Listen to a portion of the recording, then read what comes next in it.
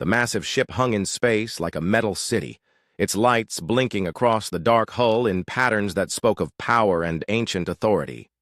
Inside the central chamber, 12 different alien species sat in their ceremonial seats, each representing worlds that had bowed to the Galactic Council for thousands of years. The room itself was built to intimidate, with towering pillars and walls that seemed to stretch forever upward, all designed to make visitors feel small and powerless. Ambassador Taemin walked slowly down the long aisle toward the center of the chamber. His simple black suit looked plain compared to the elaborate robes and biomechanical augmentations of the council members. Behind him walked two other humans, but they carried no weapons and wore no armor. They looked like business people attending a meeting, not representatives of a species about to face extinction. The Velthari prosecutor named Yoon Soo rose from her seat. Her blue skin shimmered under the chamber lights, and her four arms gestured gracefully as she began to speak. Her voice carried the weight of absolute authority, the kind that came from never being questioned. "Humans of Earth," she said, her words echoing in the vast space. "You stand accused of crimes against the natural order of the galaxy. You have expanded beyond your designated sector without permission. You have developed technologies that violate the treaties your species signed when first contact was made. Most serious of all, you have refused the genetic modifications that would make your species properly civilized." Taemin stood quietly, his hands clasped behind his back. His face showed no fear, no anger, no desperation. If anything, he looked almost relaxed, like someone waiting for an expected announcement. The council chamber filled with the sound of rustling as the other species shifted in their seats. The Zephyrians, with their crystalline bodies, chimed softly as they moved. The massive Krugan delegates, each one the size of a small building, rumbled their approval. The insect-like hive collective buzzed in unison, their thousands of small voices creating a sound like static electricity. Yoon Soo continued her speech, listing humanity's crimes with the practiced ease of someone who had done this many times before. Other species had sat in this same spot, hearing the same words, learning that their independence was at an end. The council's pattern was always the same. Find a reason, make it official, then take control. Your species refuses to accept its place in the proper order, Yoon Soo declared. You insist on making your own choices, developing your own technologies, governing yourselves according to your own primitive ideas. This cannot be allowed to continue. Around the chamber, holographic displays showed images of human colonies, human ships, human cities. The pictures were meant to show humanity's crimes, but they mostly showed people living their lives, building things, exploring space, and being free. Taemin watched the images with growing interest, like he was seeing home movies of places he had not visited in a long time. When Yoon Soo paused for dramatic effect, he actually smiled. The smile seemed to confuse several council members. They were used to fear, to pleading, to desperate offers of compromise. They were not used to humans who looked genuinely pleased to be there. "The Galactic Council has reached its decision," Yoon Soo announced. "Humanity will surrender unconditionally within 30 standard days. Your military forces will be disbanded. Your technologies will be transferred to proper council oversight. Your genetic material will be modified to remove the aggressive and independent traits that make your species unsuitable for civilized society." The chamber fell silent except for the soft humming of the ship's systems. This was the moment when other species had broken down, when their representatives had fallen to their knees and begged for mercy. Instead, Taemin began to laugh. It was not a bitter laugh or a crazy laugh. It was the kind of laugh someone made when they heard a joke they had been waiting for someone to tell. The sound echoed strangely in the huge chamber, and several council members leaned forward in their seats, unsure of what they were witnessing. "Is something amusing about your species' destruction?" demanded Krugan Prime, his voice like rocks grinding together. Taemin wiped his eyes and composed himself. "I apologize for my reaction," he said, though he was still smiling. "It's just that we've been wondering when you would finally stop pretending and show us who you really are." The confusion in the chamber was almost visible. Yunsu's forearms moved uncertainly, like she was trying to find the right gesture for a situation that had never happened before. "You do understand," she said slowly, "that we are declaring war on your species. We are giving you 30 days to surrender everything you are, or we will take it by force." "Oh, I understand perfectly," Taemin replied. "In fact, we're grateful. It's been frustrating, dealing with your diplomatic missions and your trade restrictions and your helpful suggestions about how we should run our worlds. We kept hoping you would eventually be honest about your intentions." He looked around the chamber, making eye contact with each of the council species in turn. "You see, we've known for quite some time what the council really is. You're not protectors of galactic peace or guardians of civilization. You're bullies with better technology and older ships. You find species that might someday challenge you, and you destroy them before they get the chance." The Hive Collective's buzzing grew louder and more agitated. Several of the smaller council species began chittering among themselves in their native languages. Taemin continued, his voice remaining calm and friendly. "The thing is, we've been preparing for this conversation for about 50 years now. Ever since first contact, really. We've been studying you, learning about you, getting ready for the day when you would finally admit what you want. You dare threaten the council?" Yunsu's voice rose and her blue skin darkened with anger. "Threaten?" Taemin looked genuinely surprised. "I'm not threatening anyone. I'm just saying thank you. Thank you for finally making your intentions clear. Thank you for giving us a reason to stop pretending we don't know what you are. And thank you for giving us 30 days to get ready." He bowed politely, the kind of bow someone might make after a pleasant business meeting. "We'll be heading home now to make our preparations. We wouldn't want to keep you waiting." As the human delegation turned to leave, Yunsu called after them. "You cannot win. We have 12 species, thousands of worlds, millions of ships. You are one small planet with primitive technology." Taemin paused at the chamber door and looked back. His smile was wider now, and there was something in his eyes that made several council members suddenly uncomfortable. "You know," he said, thoughtfully, "that's exactly what we were hoping you would think."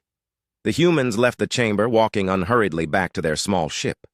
Behind them, the council members sat in stunned silence, trying to understand what had just happened. They had declared war on humanity, but somehow it felt like humanity had declared war on them. Hours later, as the human ship traveled through the empty space between stars, Taemin sat in his quarters and composed a single message.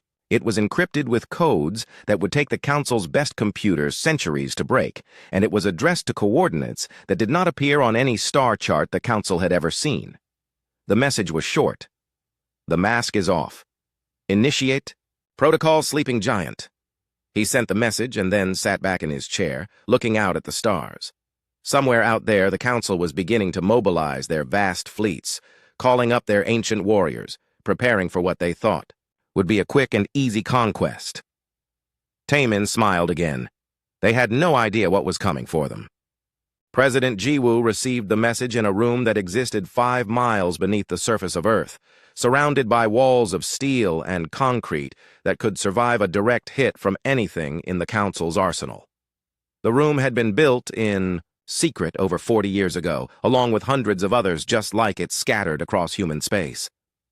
As she read Taemin's words, she felt a mixture of relief and sadness that the waiting was finally over.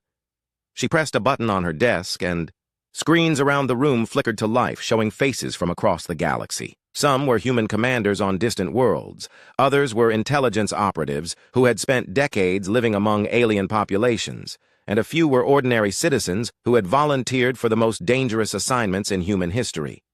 "Ladies and gentlemen," Jiwoo said quietly, "it's time." The response was immediate and coordinated in a way that would have shocked the Council if they had been watching. Within minutes, messages were racing through hidden communication networks that bypassed every Council monitoring station. Sleeper agents who had been living normal lives for years suddenly became very busy. Supply depots that looked like ordinary. Warehouses began opening secret compartments filled with weapons and equipment. On the Zephyrian homeworld, a young woman named So Young was working her shift at the primary manufacturing facility that produced most of the Council's military electronics. For 15 years, she had been known as a cultural exchange student who had stayed to work in their technology sector. Her alien co-workers liked her because she was friendly and hardworking, and she had even dated a few of them over the years. What they did not know was that So Young had been systematically mapping every circuit, every production line, and every security system in the facility. She had also been slowly introducing tiny changes to the manufacturing process, changes so small that they would never be noticed until the equipment was put under the stress of actual combat. When she received the coded message hidden in what looked like a recipe for human soup. So Young made her way to a maintenance closet and retrieved a small device that had been waiting there for over a decade. The device was about the size of a coin and contained enough exotic matter to create a very small, very controlled fusion reaction. 20 minutes later, as So Young was having lunch with her alien friends in the facility cafeteria, the device activated. The explosion was not large enough to hurt anyone, but it was precisely placed to cause a cascade failure in the main power grid. Within hours, the entire facility would be offline, and it would take weeks to figure out what had gone wrong. Similar accidents began happening all across Council space. A chemical plant on the Krugen homeworld suffered a mysterious contamination that would make their weapons-grade alloys brittle. A computer virus spread through Hive collective networks, causing their coordination systems to develop random delays. A solar collection array serving the Velthari capital experienced a resonance frequency that made it vibrate itself apart. Each incident looked like an accident, and the Council's investigators found nothing suspicious about any of them. They did not know that every accident had been planned by human intelligence operatives who had spent decades studying Council infrastructure and finding its weak points. Minho sat in another underground facility, this one located beneath what appeared to be a small farming community on Earth. His official title was Defense Coordinator, but that did not begin to describe what he actually did. For 30 years, he had been overseeing the construction of the most extensive military preparation in human history. The screens in front of him showed the real scope of humanity's readiness. Hidden shipyards and asteroid belts were opening there. Blast doors for the first time, revealing fleets of warships built with technologies the Council thought were impossible. Underground factories were spinning up production lines that could manufacture weapons, armor, and equipment at rates that would make the Council's industrial capacity look like a hobby workshop. Most impressive of all were the ships themselves. The Council thought humans were limited to simple chemical rockets and basic energy weapons, because that was all they had ever seen humans use. What they did not know was that every human merchant vessel, every exploration ship, every simple transport was built around a military hull that could be converted in a matter of hours. Captain J. Ho was commanding one of those merchant ships, currently docked at a Council trade station where he had been buying and selling goods for 8 years. His crew knew him as a friendly trader who always had interesting stories and good coffee. The aliens at the station thought of him as a reliable partner who always delivered his goods on time and never caused trouble. When J-Ho received his activation signal, he called his crew together for what he told the station manager was a routine maintenance meeting. 20 minutes later, the panels in his cargo hold slid back to reveal military-grade weapons, armor plating, and shield generators. His crew, who had all been waiting for this moment for years, began the conversion process they had practiced in secret hundreds of times. The ship that undocked from the station 6 hours later looked almost identical to the one that had arrived. But underneath its ordinary hull was a weapons platform that could take on anything in the Council fleet. And J-Ho's ship was just one of thousands undergoing the same transformation across the galaxy. The Council began to notice problems within the first week. Communication delays that had never existed before started affecting military coordination. Supply convoys that should have arrived on schedule went missing or arrived with damaged goods. Equipment that had worked perfectly for centuries began experiencing mysterious failures. Velkara was a Council intelligence officer who specialized in pattern recognition. She had been analyzing unusual incidents across Council space, and what she was seeing made her very uncomfortable. The accidents were too perfectly timed, too precisely targeted, and too widespread to be random. She brought her concerns to the Council Military Command, but they dismissed her warnings. The idea that humans could have orchestrated such a sophisticated sabotage campaign was ridiculous to them. Humans were barely capable of interstellar travel, let alone galactic-scale intelligence operations. What the Council did not understand was that humans had been preparing for this war since the day they made first contact. Every diplomatic mission had been an intelligence-gathering operation. Every trade agreement had been an opportunity to study Council technology and identify weaknesses. Every cultural exchange had been a chance to place operatives in positions where they could do the most damage when the time came. The human approach to warfare was fundamentally different from anything the Council had ever encountered. Where other species prepared for battle by building bigger weapons and stronger defenses, humans prepared by learning everything they could about their enemies and finding ways to turn the enemy's strengths against them. Dr. Yoon Jung was working in a laboratory buried beneath the surface of Mars, surrounded by technologies that violated at least 17 different galactic treaties. She had been part of a secret research program that had been studying captured Council technology for decades, not to copy it, but to understand it well enough to defeat it. The weapons she and her team had developed were smaller than anything the Council used, but they were also far more effective. Where Council ships relied on massive energy shields, human ships used adaptive armor that could reconfigure itself to absorb or deflect any type of attack. Where Council weapons relied on brute force, human weapons used quantum manipulation to bypass defenses entirely. The research program had also discovered something interesting about Council technology.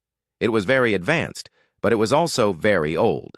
The Council had been using the same basic designs for thousands of years, making only minor improvements over time.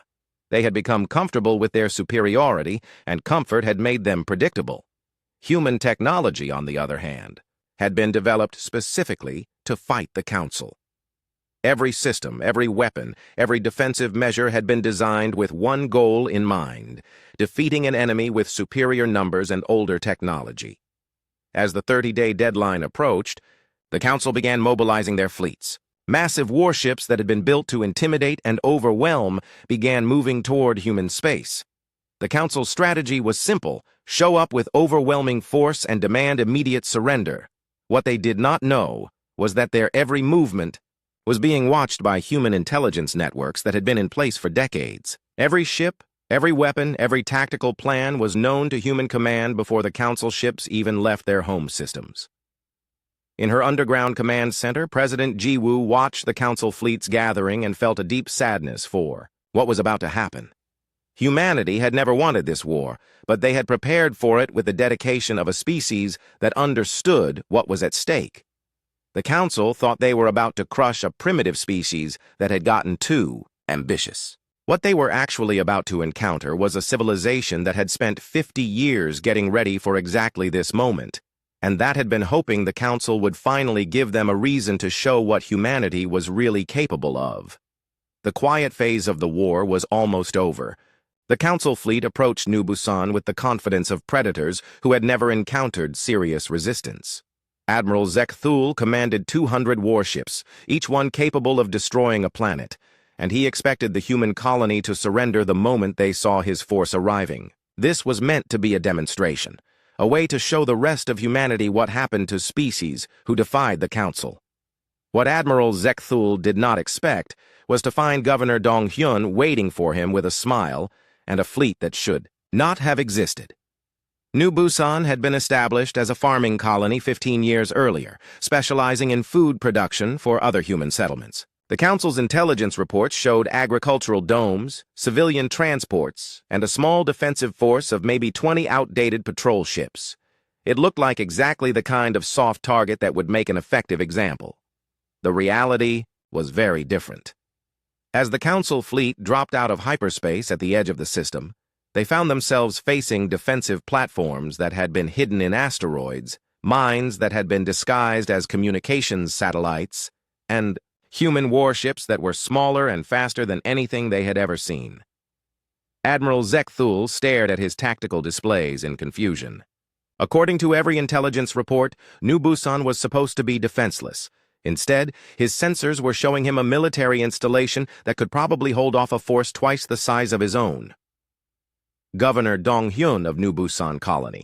To Admiral Zek Thul, came a transmission from the planet. We understand you're here to accept our surrender. We're afraid we're going to have to decline your generous offer. Zek Thul's mandibles clicked together in anger. Human, you are facing the might of the entire Galactic Council. Surrender now and your deaths will be quick. That's very kind of you, Donghyun replied. But we've been looking forward to this conversation for a long time. We'd hate to miss it now. The first shots came from the Council fleet, massive energy beams designed to punch through planetary shields and turn cities into glass. The beams struck the defensive platforms around New Busan and simply disappeared, absorbed by adaptive armor that converted the energy into power for the colony's own weapons. Then the human ships began to move, and Admiral Zek Thul realized he was not fighting anything he understood. The human vessels were about half the size of Council warships, but they moved like living things, weaving between his formations and striking from angles that should have been impossible. Their weapons were smaller than his, but they seemed to ignore his shields entirely, punching through defenses that had protected Council fleets for millennia. Sujin was piloting one of the new human fighters, a craft so advanced that it responded to her thoughts as much as her hands. The ship's artificial intelligence was not just a computer, but a partner that could predict her intentions and react faster than any organic pilot could manage. She dove through the Council formation like a knife through cloth, her weapons finding weak points in enemy hulls that the Council's own engineers did not know existed. Behind her, dozens of other human pilots were doing the same thing, each one coordinated with the others in a dance of destruction that was beautiful and terrible to watch. The Council ships tried to respond with their traditional tactics, forming defensive formations and concentrating their firepower, but human weapons did not behave like anything they had encountered before. Missiles that seemed to miss their targets suddenly changed direction at the last second. Energy beams that should have been blocked by shields found ways through gaps that existed for only microseconds. Within an hour, Admiral Zek Thul had lost half his fleet. Within 2 hours, he was ordering a retreat. By the time his surviving ships limped back to Council space, the message was already spreading across the galaxy. The humans had won their first battle, and they had made it look easy. The news hit the Council like a physical blow. For thousands of years, they had been the dominant military force in the galaxy. No species had ever successfully resisted them, let alone defeated them in open combat. The idea that a primitive human colony could destroy a Council fleet was impossible to accept, but the evidence was undeniable. Sensor recordings from the battle showed human ships using technologies that violated known physics, weapons that ignored established defensive principles, and tactics that combined individual initiative with perfect coordination. Wu Jin sat in his office on Earth, watching reports from across the galaxy as news of the victory spread. As head of military intelligence, he had been preparing for this moment for 20 years, but seeing it actually happen still amazed him. The human strategy had always been based on one simple principle: know your enemy better than they know themselves. Every Council ship design had been studied and analyzed. Every weapon system had been tested against captured examples. Every tactical doctrine had been wargamed until human commanders could predict Council responses before the Council made them. But knowledge was only part of the equation. The other part was technology that the Council had never imagined possible. Human weapons were based on quantum manipulation principles that allowed them to affect matter at the subatomic level. Human defenses used adaptive algorithms that could analyze and counter any attack in real time. Human ships were powered by controlled fusion reactions that were smaller and more efficient than anything the Council used. The real shock for the Council came when they realized that their own communication networks were no longer secure. Young-Soo and his team of cybersecurity experts had been inside Council computer systems for years, mapping their networks and placing hidden access points throughout their infrastructure. When the human victory at New Busan was announced, it was not just broadcast on human channels. It went out on every Council communication frequency, in every Council language, to every world under Council control. The message was simple: the galaxy's bullies can be beaten. Stand up. The response was immediate and overwhelming. Species that had been oppressed by the Council for centuries began launching their own rebellions. Worlds that had been forced to provide tribute suddenly stopped sending payments.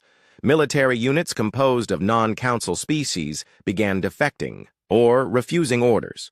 The Terran Liberation Fleet, commanded by Admiral In-Soo, struck next at the Council shipyard complex at Nexus 7. This was not a raid or a skirmish, but a direct assault on one of the Council's most important military installations. The attack began with something the Council had never seen before: human ships simply appearing inside the shipyard's defensive perimeter. The spacefold technology that made this possible was theoretical in Council science, but humanity had been perfecting it for decades. Admiral Insu's flagship materialized less than 1,000 kilometers from the main construction facility, followed by 50 smaller vessels that immediately began targeting specific points on the massive structure. The Council defenders scrambled to respond, but they were fighting an enemy that was already inside their defenses and knew exactly where to strike. The human weapons were precise rather than destructive. Instead of trying to destroy the shipyard, they disabled it, cutting power lines and communication networks while leaving the structure itself intact. Within hours, the most advanced military construction facility in Council space was completely under human control. But the real prize was not the shipyard itself, it was what the humans did next. Using their spacefold technology, they simply took the entire facility with them when they left. A construction complex the size of a small moon, along with all its equipment and half-finished warships, vanished from Council space and reappeared in a hidden location that human forces had been preparing for exactly this purpose. The psychological impact was devastating. The Council's military leaders realized they were not just fighting a more advanced enemy, they were fighting an enemy that could steal their most important assets without warning. If humans could take a shipyard, what else could they take? The war was less than a week old, and already the Council was facing a crisis unlike anything in their history. Their fleets were being outfought by human vessels that seemed to ignore the laws of physics. Their communication networks were compromised by human intelligence operations they had never detected. Their most secure installations were being captured by enemies who could appear and disappear at will. Worse yet, the rebellion was spreading. Species across the galaxy were rising up against Council authority, inspired by human victories and supported by human weapons and intelligence. The Council's unity was fracturing as member species began questioning whether they were on the winning side. In emergency session, the Council leadership tried to understand what had gone wrong. How had the primitive humans become so powerful, so quickly? How had they developed technologies that surpassed anything the Council possessed? How had they managed to coordinate such a comprehensive campaign without being detected? The answer was simple, but the Council refused to accept it. Humanity had been preparing for this war for 50 years, and they had been preparing to win it. Every human smile, every polite diplomatic response, every trade agreement had been part of a plan to study the Council and find ways to defeat them. The humans had not become powerful quickly. Dr. Eun-jung stood before a weapon that existed in violation of at least 37 galactic treaties, most of which the Council had written specifically to prevent anyone from building something like this. The device was about the size of a small car, gleaming silver and humming with barely contained energy. It was called a stellar disruptor, and it could make stars unstable. "Are you certain about this?" asked her assistant, Dr. Kyung-min, as he watched the final preparations. "Once we demonstrate this capability, there's no going back." Yoon-jung nodded grimly.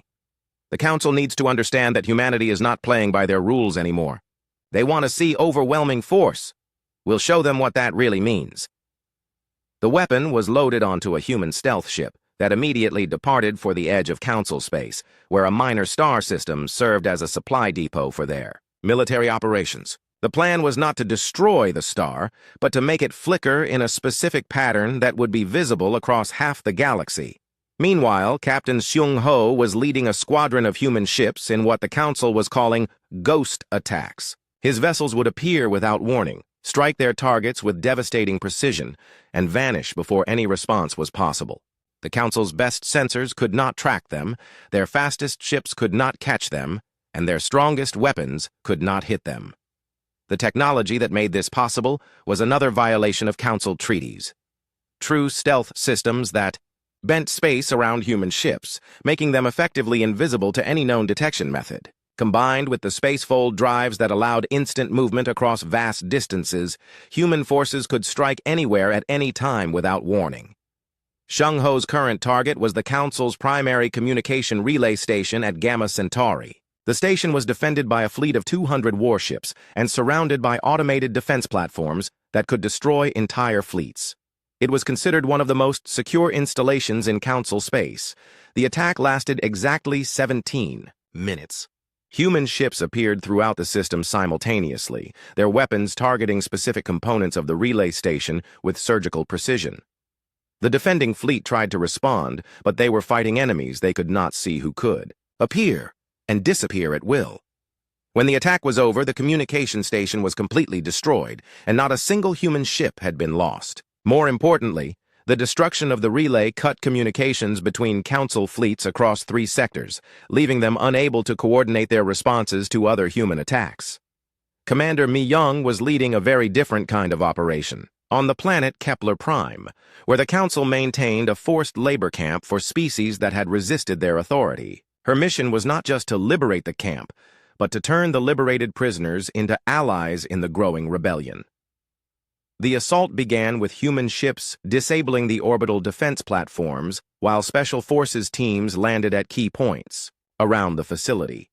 But instead of simply attacking, the humans brought something the Council had never seen before: hope. Mi Young broadcast a message to every prisoner in the camp, speaking in dozens of different languages. "We are humans, and we are here to set you free. But more than that, we are here to give you the tools to free yourselves." The weapons and equipment that the humans provided were not just tools of war, but symbols of possibility. Species that had been oppressed for generations suddenly found themselves armed with technology that could challenge their oppressors. More importantly, they found themselves part of a rebellion that was actually winning. The liberation of Kepler Prime became a rallying point for resistance movements across the galaxy. Within days, similar uprisings were breaking out on dozens of worlds, all coordinated by human intelligence networks and supported by human weapons and technology. The Council was beginning to understand that they were not fighting a traditional war. Humanity was not trying to conquer them or replace them. Instead, humans were systematically dismantling the foundation of Council power by encouraging every oppressed species to rebel. Fleet Admiral He Wan commanded the largest human fleet ever, assembled for the assault on Nexus Station, the Council's primary military headquarters. The station was a massive structure that served as both a fortress and a symbol of Council authority. It was defended by the best ships and most experienced commanders the Council could provide. The human approach to the battle was unlike anything the Council had ever encountered. Instead of trying to overwhelm the station with superior firepower, human forces attacked on multiple levels simultaneously. At the technological level, human ships used quantum weapons that could disrupt matter at the atomic level, making Council armor and shields useless. At the tactical level, human commanders coordinated hundreds of ships with an artificial intelligence network that could react faster than any organic mind. At the strategic level, human forces had been infiltrating the station for months, placing sabotage devices that activated during the battle. But the most devastating attack was psychological. As the battle raged, human hackers took control of the station's communication systems and began broadcasting surrender terms that were unlike anything the Council had ever heard. To all Council species, Admiral He Wan's voice echoed through the station. "Humanity offers you a choice. Surrender now, and you will be treated as prisoners of war with full rights and protections.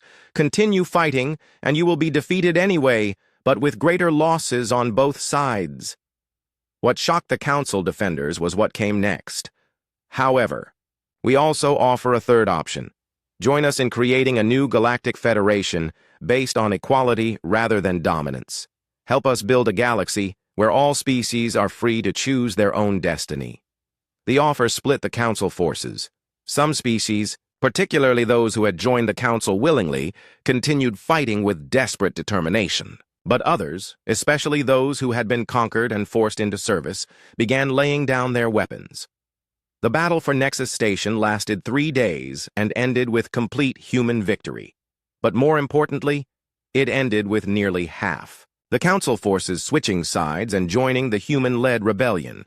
The psychological warfare extended beyond the battlefield. Human intelligence operations had been studying Council society for decades, and they understood exactly how to exploit the cracks in Council unity. The Council had always maintained power through a combination of superior technology and the myth of their own invincibility. Humanity systematically destroyed both.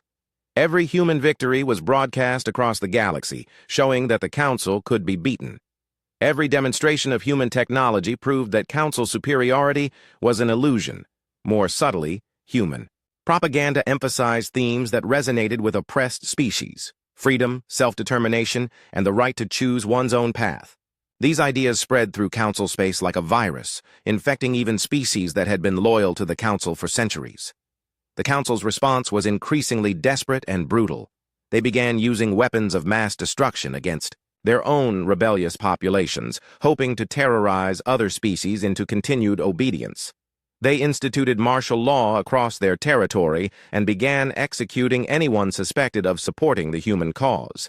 But every atrocity only strengthened the rebellion. Species that had been undecided about the war began actively supporting humanity when they saw how the Council treated dissent. Moderate Council leaders began secretly negotiating with human representatives, looking for ways to end a war they were clearly losing. The tide had turned completely.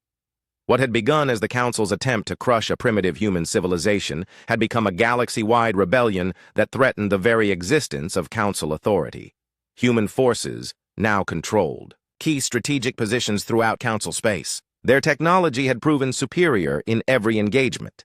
Their intelligence networks had turned the Council's own communication systems against them.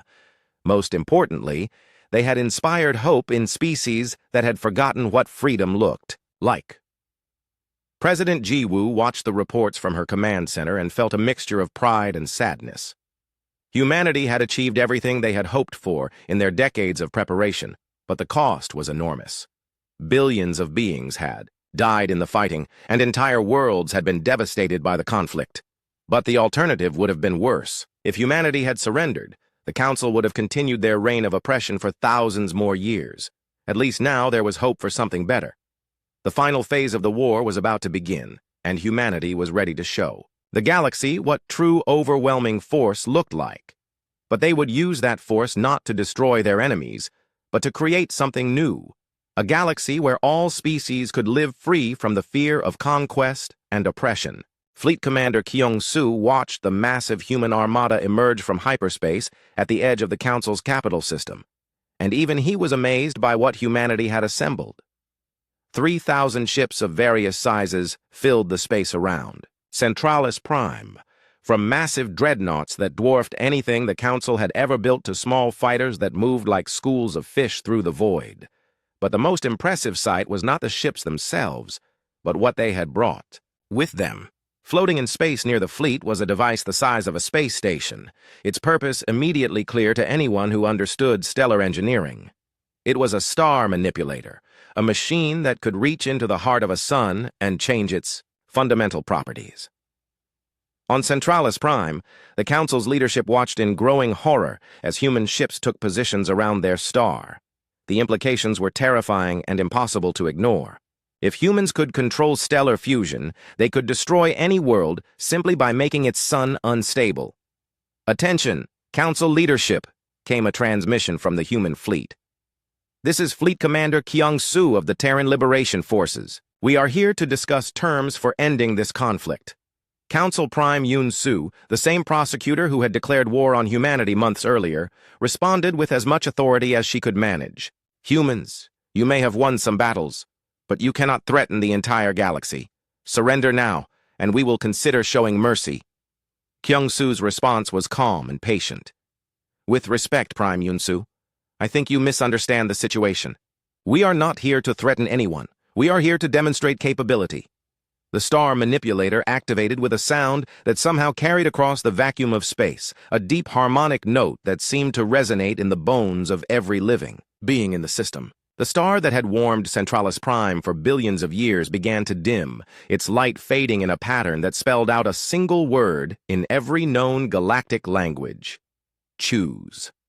The dimming lasted exactly 1 hour, during which time every being in the Council's capital system understood with absolute clarity that their sun could be turned off permanently at any moment. When the star returned to its normal brightness, the message was unmistakable. Humanity had the power to destroy any world they chose, but they were choosing not to use it. The demonstration is complete, Kyung-soo announced. We hope it makes our position clear. We do not wish to destroy anyone or anything. We simply want to end the cycle of oppression that has dominated this galaxy for too long. The surrender negotiations began immediately, but they were unlike any surrender in galactic history. Instead of demanding unconditional submission, humanity offered something unprecedented: partnership.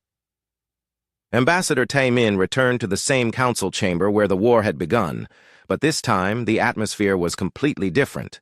The alien delegates who had once radiated arrogance and authority now sat quietly, unsure of their future.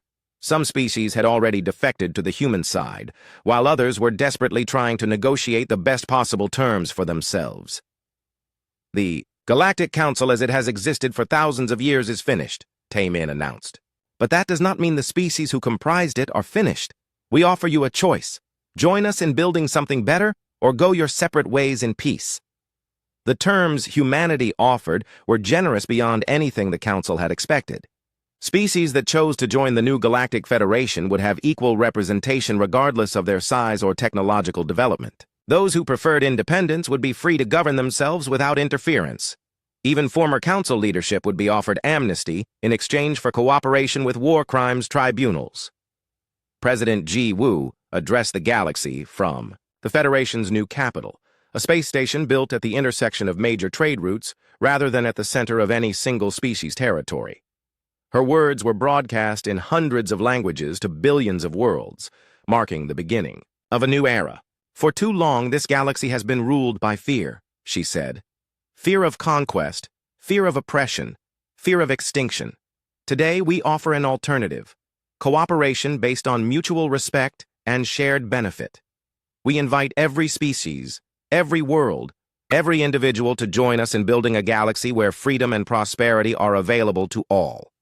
The response was overwhelming. Species that had been enemies for centuries began working together on joint projects.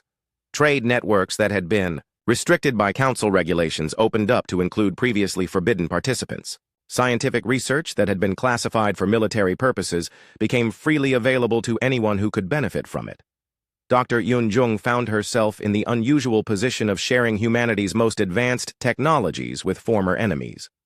Her laboratory on Mars became an international research center where scientists from dozens of species worked together on projects that would have been impossible under the old system. The irony, she explained to a mixed group of human and alien researchers, is that weapons technology often makes the best peacetime applications. These stellar manipulators we built to threaten council worlds, they can also revitalize dying stars and extend the life of entire solar systems. The quantum manipulation principles that had made human weapons so effective were quickly adapted for manufacturing, allowing the construction of materials with properties that had previously been purely theoretical. The space-fold technology that had given human ships their strategic advantage became the foundation for a transportation network that connected the galaxy in ways that had never been possible. Admiral In-soo led joint human-alien fleets in hunting down the few council hardliners who refused to accept the new order. These operations were necessary but distasteful, as they involved fighting beings who had once been respected leaders, but who now represented the old ways of thinking that had to be left behind. Most of these holdouts surrendered when they realized they were completely outmatched and had no popular support. A few chose to fight to the death rather than accept a galaxy where their species did not rule over others. None of them lasted long against combined human-alien forces that fought with both technological superiority and moral certainty. The transformation of galactic society happened faster than anyone had expected. Within a year of the war's end, the new Federation included over 800 species and thousands of worlds. Trade volume had increased by 300%. Scientific research was advancing at an unprecedented rate. Most importantly, for the first time in recorded galactic history, no species lived in fear of conquest or oppression. Ambassador Tae-min stood in the Federation Council chambers, watching representatives from hundreds of species debate policy, with the kind of passion that only came from knowing their voices actually mattered. The chamber itself was designed to prevent any single species from dominating the others, with seating arrangements that changed daily and translation systems that ensured every language was heard equally. A year ago, he reflected to his aide. The council was debating how best to destroy humanity. Today, we're debating the best way to establish universities on worlds that have never had formal education systems. I think I prefer the current topic. The aide, a young Velthari named Kess, who had joined the Human Diplomatic Corps after her homeworld joined the Federation, smiled in the way her species expressed agreement. My grandmother still cannot believe that I work for humans and that this makes me safer rather than less safe. She says the galaxy has turned upside down. Maybe it has, Taman agreed. Or maybe it finally turned right side up. The final irony of the war was revealed in a classified report that President Jiwoo shared with the Federation Council 1 year after the surrender. Humanity had never intended to build an empire or rule the galaxy. Every preparation they had made, every weapon they had developed, every strategy they had planned had been designed with one goal: to break the Council's power and then step back. We prepared for 50 years to fight a war that would last 50 days, the report concluded. We built weapons we hoped we would never have to use and developed technologies we planned to share with everyone. We prepared to be conquerors so that no one would ever have to be conquered again. The document became known as the Terran Doctrine and formed the philosophical foundation of the new Federation. Power was not something to be hoarded or used to dominate others. It was a tool to be developed responsibly and shared freely, always with the goal of creating a society where power itself became unnecessary. 5 years after the war, Dr. Eunjung stood on the observation deck of a joint human-Krugen research station, watching the construction of humanity's most ambitious project yet. The device being built was not a weapon, but its opposite: a stellar nursery that could create new stars and solar systems where none had existed before. We spent so much time learning how to destroy things, she mused to her Krugen colleague, Dr. Tekmar. It's much more satisfying to learn how to create them. Tekmar's species had been among the most aggressive members of the old council, but 5 years of working with humans had changed his perspective completely. My people always believed that power came from taking what others had built, he rumbled in his deep voice. Humans taught us that real power comes from building things that did not exist before.